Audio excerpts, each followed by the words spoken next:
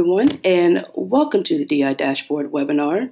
My name is Shawnee, and I am the training evangelist for Dealer Inspire. And I'm here to teach you everything you need to know about all the great tech that we do here at Dealer Inspire, and bring in guests to kind of that focus on the trends and aspects of our platform that you need to know to make your business successful. So we're going to get started here. Jessica, you with me? She's here. I'll just have to get her live. Um, but yes, so couple things. This, if you need to duck out for whatever reason, we are recording, and the recording will be available on our website within 24 hours. You can visit dealerinspire.com/DI. How do I?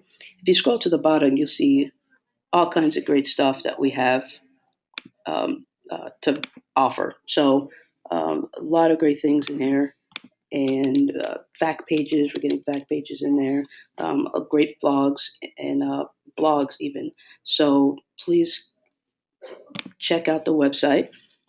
If you have any questions during the segment, make sure to send them via the chat board, and you can do that. You can do that at any time during um, the webinar, and I'll make sure that they get answered.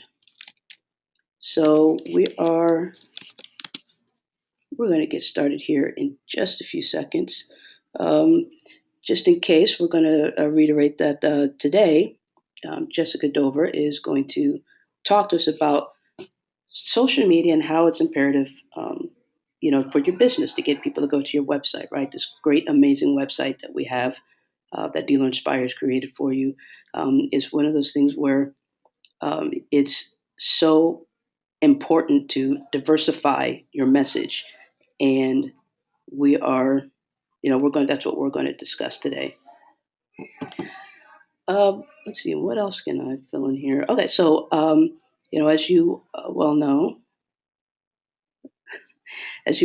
that a lot of you probably already have social media accounts, but we're going to talk about how to use it to its fullest, how to make sure that your social media account and the messages on your social media account and your website are basically are the same. So you want to keep everything consistent. She's going to talk about the do's and don'ts of posting, and that's where we are. So okay, so Jessica,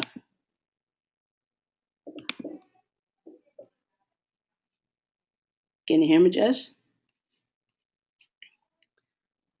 Mhm. Still can't hear you. Okay, okay. I cannot hear you. So we're gonna get this. We're gonna get this sorted out. Let me go. Oh, that's me. So here's Jessica. So I'm gonna keep talking about the amazing things that she does while we try to get her online here. Um, she is. Sh She's one of those people that you've probably have read about or seen about, but she's very behind the scenes. She is a social media. She's a social media manager for a lot of big names out there, especially in the music industry. She is basically the. Um, Hello? oh, Jessica. Hello? Can you hear me? Yay! Yes, we can. There you are. Woo! I was just about to. I was just about to brag about you. Uh-oh. Lies, all lies. Okay, so I was just talking about your background, which you will be able to go into. So if you want to take it from here, everyone, this is Jessica Dover. Hi, guys. Shawnee, if we want to go ahead and switch it to my screen. Will do.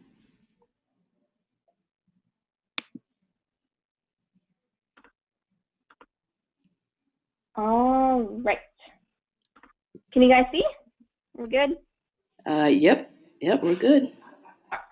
All right, perfect. Well, then I will go ahead and start. Hello, everyone. Thank you guys for tuning in and spending your Thursday afternoon with me. My name is Jessica Dover, and I am a social media guru. And what exactly does that mean? And how does that incorporate with you guys? I'm here to tell you that, and let's get started. First, I want to talk to you guys about my background. I have done social media strategy and branding for some of today's biggest artists. I most recently worked with Tim McGraw. I worked with Sugarland. I worked on the X Factor. I worked on festivals, and basically my job was to be the middle person between the artists and the fans. And I know that you guys are probably like, well, how does that relate to you as car dealers? But everyone that starts a social media account definitely needs to start with the idea that whatever you're trying to promote is a brand, and it's not necessarily an artist and a musician or a anything like that. So there is a correlation between the two, and I'm kind of going to go through and explain a little bit further and give you guys some examples. This is really weird just to be talking to everyone and like not like having a two-way conversation, which is kind of funny, but it's good. It's good. I will interrupt with amusing quips every once in a while. Okay, there you go. Anyway, so here's a bit of my background, some cool things that have happened over my career in digital marketing. We'll skip through that, and let's start with what is social media. And basically, social media is the ability to connect. And it's bringing what you as car dealers have and putting that online, putting it on a platform where your fans and your consumers already are. And you go online, and there's a lot of trends. There are ways to communicate with people. And basically, your social brand online is a way for you to spread the word and to advertise what you are trying to get to your consumers. So I get this question a lot: why is social media important, and is social media really a job? The answer to that is yes, social media really is a job. I don't just tweet all day. It's not my job to go on Twitter and to read every single thing that people tweet to the artists that I work for. And as a car dealership, it would not be your job to go through and spend the majority of your day going through just tweeting. You know, it's going through seeing what other people are talking about. That brings you back to the trends. It goes and coming up with a strategy and being a part of the marketing team. You know, marketing is not just in the paper or not just radio, but it's online. And it's actually everywhere that you go. You go to the grocery store and you buy your groceries, a receipt prints out, and you look at your receipt. You don't just see the total of how much you owe. You actually see a hashtag, or you'll see a follow us on Twitter and get fuel points. All these marketing campaigns are thought out, and they're just different ways to bring everyone together. They're going exactly where the consumers are. So, according to an article published in April 2015, which was still right now, I can't believe it's almost May, but anyways, 84% of all automobile shoppers are on Facebook. So 84% is a lot. And 94% of millennials are car buyers that would gather information online. And when I say online, that does not just mean Facebook, it does not mean Twitter, it does not mean Instagram, it means websites as well. And 1 in every 4 car buyers use social media to communicate a recent purchase. I'm not going to lie, I am absolutely one of those people. You can actually see me below. This is my new car. It's my Honda that I bought here in Nashville. This is an old car. I bought this when I was 16. I babysat so I could buy a car. And anyways, I actually got my car and found out about what I wanted in a car, the type of car I wanted, and was able to find a friend that I used to work with at a radio station. We used to work there together, and he turned to a car salesman, and I was able to feel comfortable by reaching out to him via Facebook, letting him know that I'm in the market looking for a car, and he brought me into the Honda dealership here in Nashville. And here's a picture of me taking a selfie in my car after I just bought it. So that's kind of fun. It really is true that people do post about everything that goes on in your life. You know, you get annoyed with people posting about what they're eating for lunch or what restaurant they're going to, but it's everything in life, and it's relatable, you know, and that's why social media is super important. If Another reason is that it identifies your brand.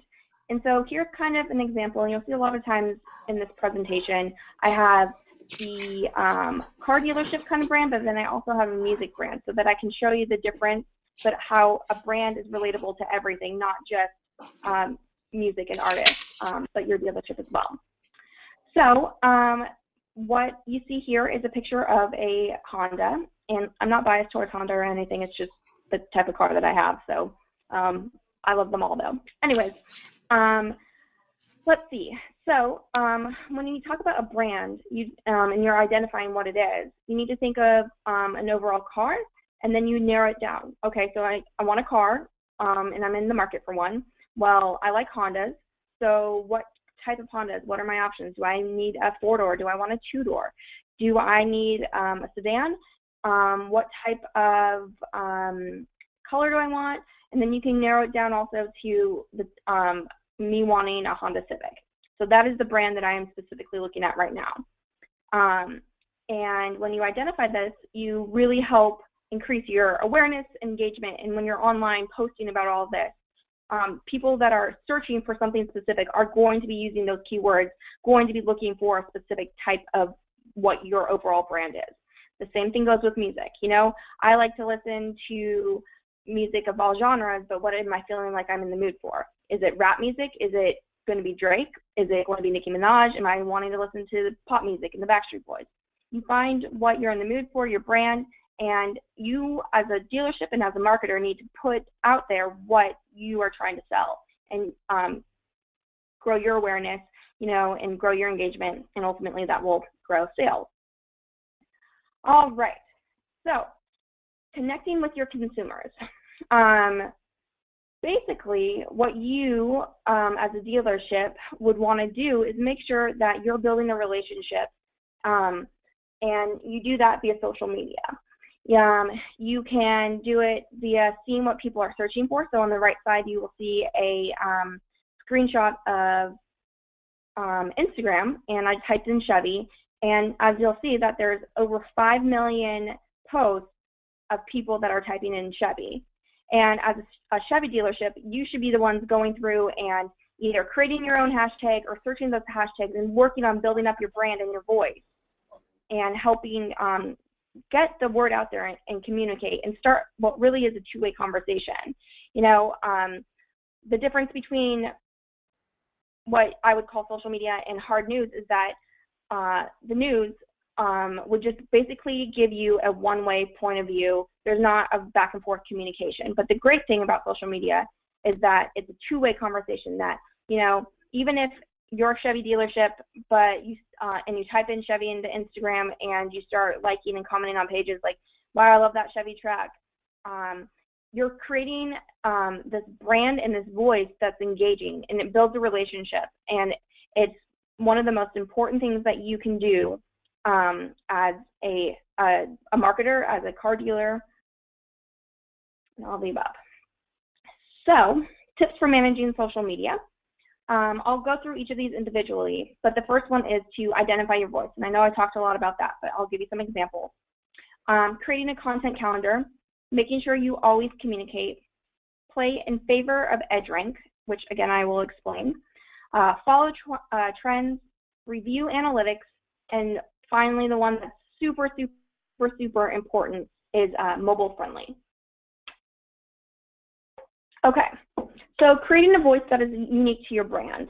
So here I'm going to give you two examples of musicians, but this is where you as the car dealership come up with, whether it's your dealership that has 5 different locations or you have one specific one.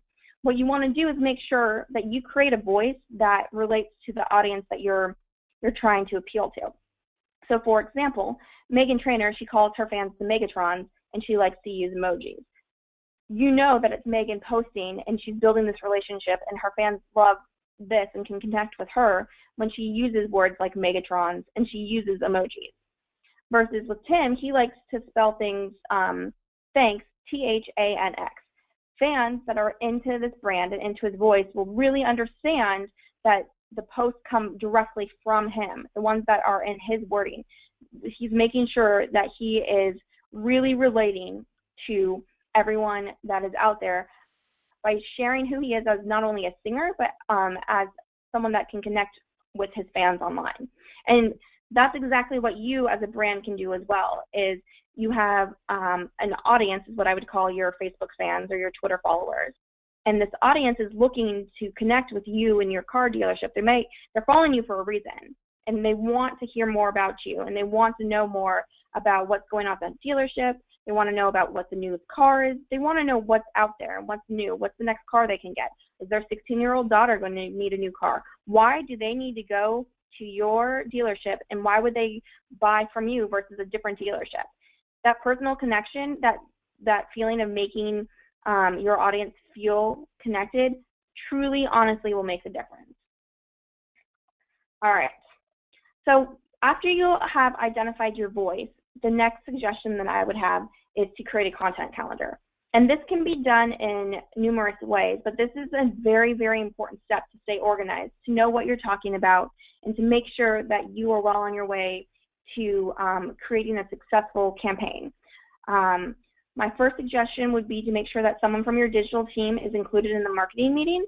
So whether it's someone that is in-house doing your social media, or if you have a third party helping with your social media, make sure that someone takes notes and that person who runs your socials is well aware of what's coming up, what's going on. Know what the holidays are, know what your sales are going to be, and what big events you're going to have come up, and make sure that you do cross promotions. If you're doing a remote with the local radio station, make sure well in advance that you are posting about it, that you're tagging and tweeting and retweeting each other. If you sponsor a sports team, make sure that you know when their games are, and that you can make sure to post about it, or you can say good luck and give them a shout out.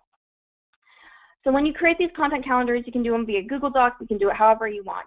I would recommend for dealerships to do about 5 posts a week, and I would truly, if you can learn anything from this presentation, is make sure that 1 out of every 5 posts is a post that's a call to action. You don't constantly want to ask people to do things. You don't want to ask them to buy a car. You don't 24/7. You want to show them why they want to buy a car. You want to show them that you're relatable. You want to show them that you're the person that you want, that they want to purchase a car from. You don't just want to be telling them things, because people don't like to be told what to do. You have to build that relationship in order to get to the next spot. Hey, Jessica, if I could add to that real quick. You make an excellent point, because especially in this day and age with so much competition, you need more than just having the lowest price. We did a previous webinar about unique selling propositions, and this is one way to build that kind of relationship. To build that kind of relationship. It's not about just buy from us, we're the best. It's about building relationships so you earn trust with, and that's how you gain fans and followers instead of just customers. Do you agree with that? I love that. I love the gaining fans and followers and not just customers. Absolutely. Excellent. I'm going to put that down in my quote book. Do it. Cool. All right. Are you ready to continue on, or? Yep, I am done. Holla. I still like that a lot. Okay. So lifestyle versus business posts. And this is where that 1 in 5 rule comes in. So a lifestyle post is any type of post. It can be a picture post, a plain text post, a video, an article.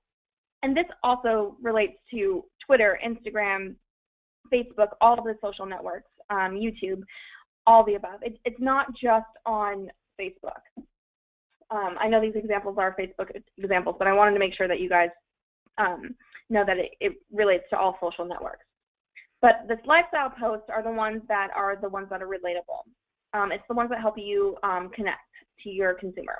Where a business post is something that's a call to action. It's asking your audience to do something. It's telling them to retweet. It's telling them to share. It's telling them to like or comment below. Asking them to come into the dealership. You want to make sure, just as Shawnee said, that you have this balance, and that you build this up. All right. So once you have these posts and you kind of get a schedule, this whatever it is, 5 days a week kind of thing that you want to do, it doesn't have to be 5 days a week. It's just making sure that you have enough content that gets you going and that shows everyone that you're there and that you are aware of what's going on.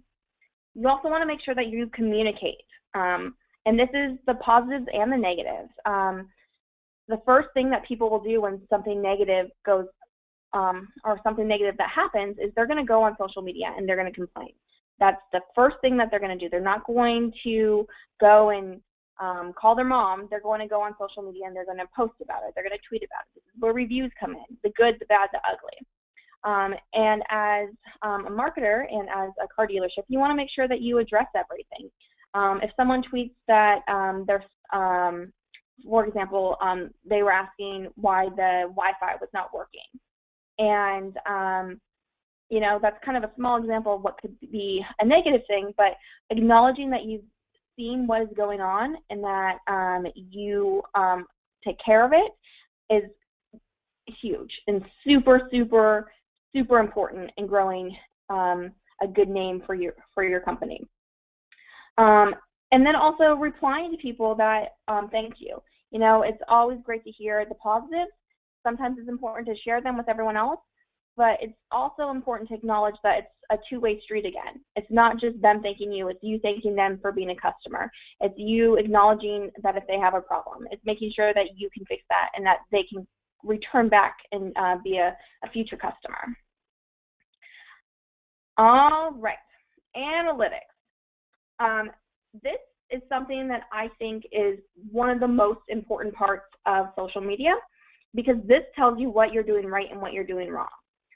It's telling you what exactly your audience is engaging with, and it's telling you whether or not you're doing it correctly. And the question that you want to ask yourself is, are your socials sending people to your website? Are your socials making sure that people see this awesome website that you've created that has the new makes and the new models and everything that you need to know about how to buy a car from you, the dealership?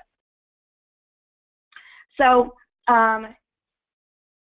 like I said, analytics are super important, and I just kind of wrote down a couple things. For Twitter analytics, you can go directly into Twitter. You can look at the impressions. You can look at the amount of engagement. You can go through and see who's the top follower or the top person that had mentioned you, and you want to make sure to interact with those people. If they had a problem, you absolutely want to make sure that you've communicated with them and shared that you have seen that they've had a problem and that you're trying to remedy it. You want to make sure that if it's a positive interaction that you retweet that and acknowledge it as well. You can look at your retweets, you can look at your favorites, and so much more. Just knowing what is working and what types of promotions are working, what types of lifestyle posts. Does your audience like to see when you're out in the community, or does your audience like to know what food is in the room while you guys go work on their car? You know, like, oh, there's popcorn. Well, I absolutely am going to go from this time. You know, Facebook Insights are looking at how many people are liking each post, how many people it's going to, what your demographic is, and what post is working and not working. And one thing that I do want to talk about just really quickly is EdgeRank. So playing to Facebook's EdgeRank is super important. And EdgeRank is basically the algorithm that Facebook uses in order to show your post in someone else's newsfeed. So as your own Facebook, you would notice that you do not see everyone that you are friends with. You don't see all of their posts every single day, and you don't see all of the 500 different pages that you like post in your newsfeed every day. What Facebook does is that they have this algorithm that weighs which post is going to do, which post you put up that would really make a difference. And the more likes you get, the more engagement you get, the more shares, the higher your edge rank is. And when you build up your edge rank, posts make a difference because, you know, say only 500 people saw it, but it was shared 200 times, you know, and that's going to build that up to more people would see that. That would be 1,000 people saw it, and it might be shared 400 times. And the higher your edge rank, the more people's feeds your post would go into. And so what I like to do with building up my edge rank is around sales. Knowing, going back to like this whole content calendars, knowing what sales you're going to have and making sure that you put these lifestyle posts up before you put out these call to action posts. And the way to build up your edge rank is to really look at your analytics and to know what works, what doesn't work, how you're growing your engagement, how many impressions you have on the specific types of posts, and replicate that. You don't necessarily want to always do the same type of post, but you want to test it to see what works, what doesn't work, and you want to make sure that you are using EdgeRank in the way that would build your brand and be put into more people's news feeds. And another way for you to kind of look at that via your website is the Dealer Inspired Dashboard. And this part is super, super exciting and something that you absolutely need to look into, is to see what of your marketing plans are working, how are they working, and on which platform. So you're given limited information on the Facebook analytics and on the Twitter insights, but you can really dig in deep and see what your return on investment is, which is huge. And especially, you know, for me as a digital marketer, I want to know what promotion I did to sell 3,000 CDs. I want to know what promotion I did, and was it on Twitter or was it on Facebook that brought more people back to the website. And it's not just seeing how many people clicked on it, it's seeing what your return on investment is. How many people actually went through and bought that? Knowing that statistic is something really rare that you can get, but via this dashboard, you're able to do it. And that's so incredible and so super, super exciting. And the marketing team at your dealership really needs to pay attention into that, to really dive in deep to see what is working, what types of ads you should be running, how many click-throughs your ads got, how many impressions, and being able to compare one to another and knowing that off the top of their head is really important. And finally, once you kind of review all of your analytics and know what works and doesn't work, it just circles us right back to the content calendar again, but making sure that when you put that 1 out of 5 posts, the one that's the call to action, you do it in a way that you keep it simple, you keep the audience invested, and you make sure that you you tell the audience what you want. And you want to do it in something that you don't say the words check it out, because most of your audience will ignore that. But you also look back at your analytics to see, hey, which piece of copy worked, and allowing people to click through and go to the website. You want to do things like, say, retweet if you want to know more about Honda Civics, but you don't want to do things that say like, comment, and share in order to win a brand new car. Asking someone to do 3 different things is not as realistic as asking them to do 1.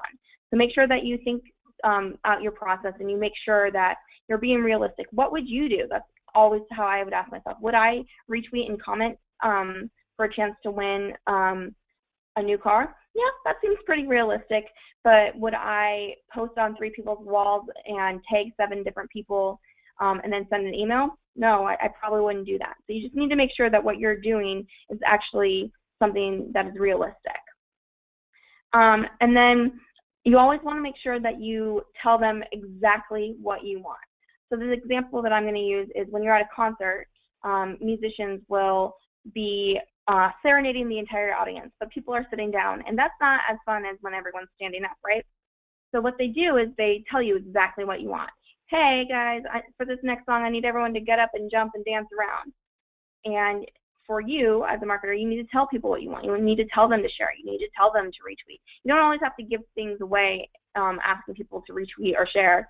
You know, it might be a really good idea just to say, if you purchased a car this year, retweet and let your friends know. That just helps spread the word. Simple things like that. So I also want to explain why I think mobile-friendly websites and socials are super important. And I don't know if you guys read this article, but I read it 2 days ago, I think. It was that 39 out of the 50 digital news websites have more traffic to their sites and associated apps coming from mobile devices than desktop computers.